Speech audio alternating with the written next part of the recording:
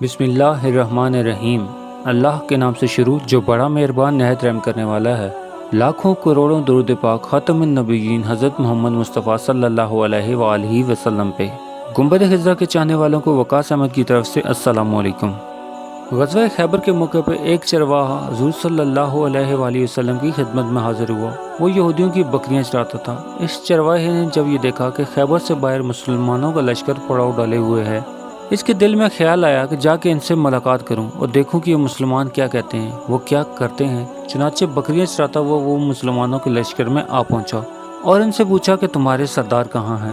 صحابہ کرام نے بتایا کہ ہمارے سردار حضور صلی اللہ علیہ وآلہ وسلم اس خیمے کے اندر ہیں۔ پہلے تو اس چرواہے نے ان کی باتوں پہ یقین نہ کیا۔ اس نے سوچا کہ اتنے بڑے سردار اور ایک معمولی سے خیمے کے اندر۔ اس کے ذہن میں یہ تھا کہ جب آپ اتنے بڑے بادشاہ ہیں تو شان و شوکت اور ٹھاٹ باٹ بھی ساتھ ہی رہتے ہوں گے، لیکن وہاں تو کھجور کے پتوں کی چٹائی سے بنا ہوا ایک خیمہ تھا۔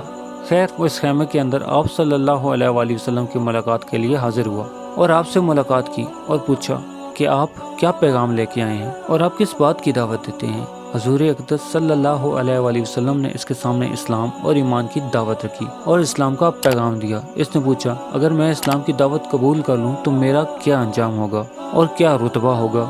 حضور صلی اللہ علیہ وآلہ وسلم نے فرمایا اسلام لانے کے بعد تم ہمارے بھائی بن جاؤ گے اور ہم تمہیں گلے سے لگا لیں گے۔ اس چرواہے نے کہا آپ مجھ سے مذاق کر رہے ہیں، کہاں میں اور کہاں آپ؟ میں ایک معمولی سا چرواہا ہوں اور میں ہوں بھی سیاہ فام انسان۔ میرے بدن سے بو آ رہی ہے، ایسی حالت میں آپ مجھے گلے لگائیں گے؟ حضور صلی اللہ علیہ وآلہ وسلم نے فرمایا ہم تمہیں ضرور گلے لگائیں گے اور تمہارے جسم کی سیاہی کو اللہ رب العزت تابانی سے بدل دیں گے اور حق تعالیٰ تمہارے جسم سے اٹھنے والی بدبو کو خوشبو میں بدل دیں گے۔ یہ باتیں سن کے وہ فوراً مسلمان ہو گیا اور کلمہ شہادت پڑھ لیا۔ پھر حضور اقدس صلی اللہ علیہ وآلہ وسلم سے پوچھا کہ حضور اب میں کیا کروں؟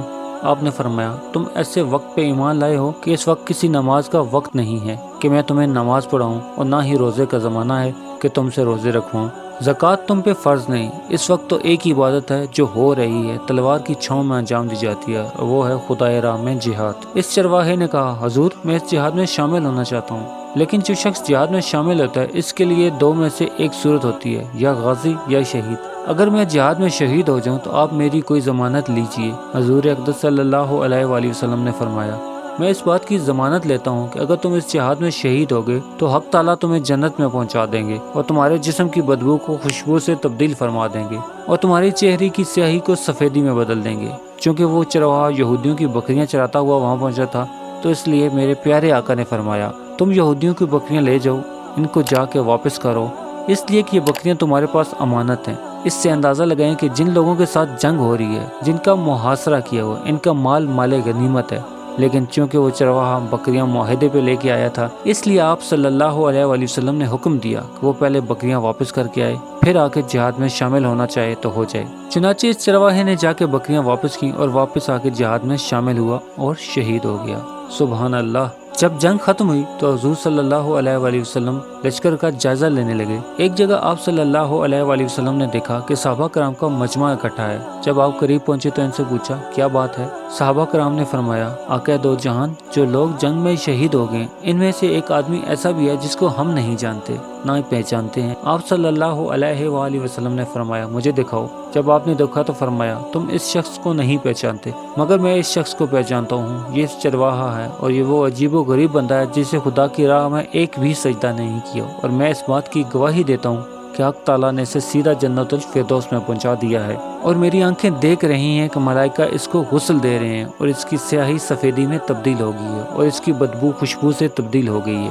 اندازہ کیجئے اگرچہ کچھ عرصہ پہلے اس چرواہے کو موت آ جاتی تو سیدھا جہنم چلا جاتا، اب اس حالت میں موت آئی ہے کہ ایمان لا چکا ہے اور سرکار دو عالم کا غلام بن چکا ہے، تو اب حق تعالیٰ نے اتنا بڑا انقلاب پیدا فرما دیا، اس لیے فرمایا العبرۃ بالخواتیم، اعتبار خاتمے کا ہے۔ اس لیے بڑے بڑے لوگ لرزتے ہیں اور یہ دعا کرتے ہیں خدایا حسن خاتمہ عطا فرمائیے، ایمان پہ خاتمہ فرمائیے۔ کس بات پہ انسان ناز کرے، فخر کرے اور اترائے، اس لیے کہ کیا معلوم کل کیا ہونے والا ہے۔ اسی لیے فرمایا کہ کسی کو کبھی حقیر مت جانو۔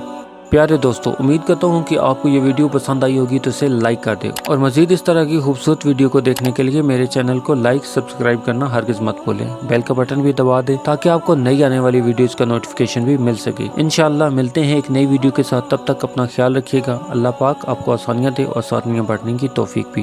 اللہ حافظ۔